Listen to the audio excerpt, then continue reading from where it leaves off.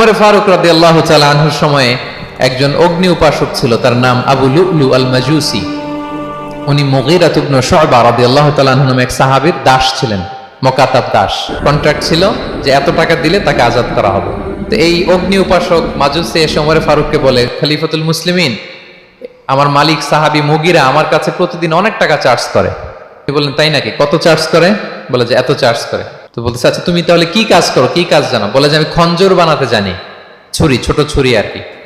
বলতেছে, ওরে আল্লাহ, যারা খঞ্জর বানাতে জানে তারা তো অনেক টাকা মেক করে, সেই হিসাবে তো মুগীরা বেশি চার্জ করে না, অল্পই চার্জ করছে। সে ইনসাফপূর্ণ চার্জই করেছে। আবু লুলু আল মাজুসির এই কথাটা পছন্দ হয় না, সে রাগান্বিত হয়ে গেল, হয়ে বলে, ওমর, সবার ক্ষেত্রে তুমি নরম আর আমাকে তুমি কঠিন নিয়ম শেখাও না, দাঁড়াও তোমাকে আমি দেখাচ্ছি। মনে মনে বলতেছে এটা।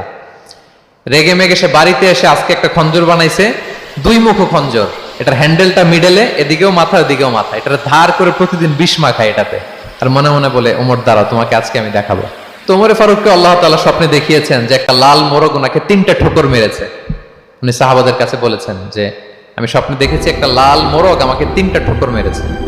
তো সে খঞ্জরকে ধার দিয়ে একদিন ফজরের নামাজে, অন্ধকার থাকতে ফজরের নামাজ পড়তো, সে বুরনুস, এক ধরনের জুব্বা যেটার মাথা আছে, ওটা পরে, হুডির মতো আর কি, হুডি চেনেন তো না, হুডির মতো একটা জুব্বা পরে সে অন্ধকারে, সে তো আসলে অমুসলিম, সাহাবাদের সাথে পিছনে দাঁড়াইছে নামাজের ভান করার জন্য, আর এই খঞ্জরটা নিয়ে গেছে সাথে।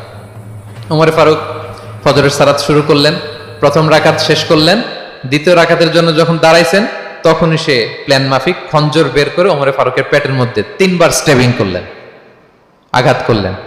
করার সাথে সাথে ওমর ফারুক উল্টে পড়ে গেলেন আর বললেন, এক কুকুর আমাকে আঘাত করেছে।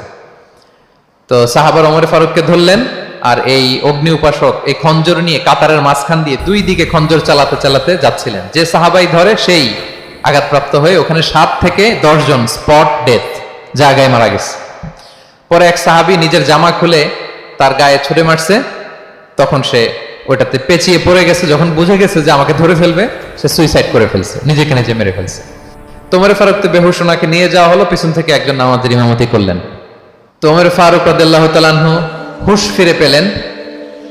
হুঁশ ফিরে পাওয়ার পরে দিনের বেলা যখন হুঁশ আসলো ওনার, সবাই চারদিকে বসা, যে হায় হায় আমাদের আমিরুল মুমিনিনের কি জানি কি হয়। হুঁশ ফিরার পরে ওনার মুখের প্রথম কথাটা ছিল আসাল্লান নাস, মানে আমার নেতৃত্বে যে ফজরের সালাতটা শুরু হয়েছিল এটা কি ঠিকঠাক শেষ হয়েছিল? সুবহানাল্লাহ পড়বেন না?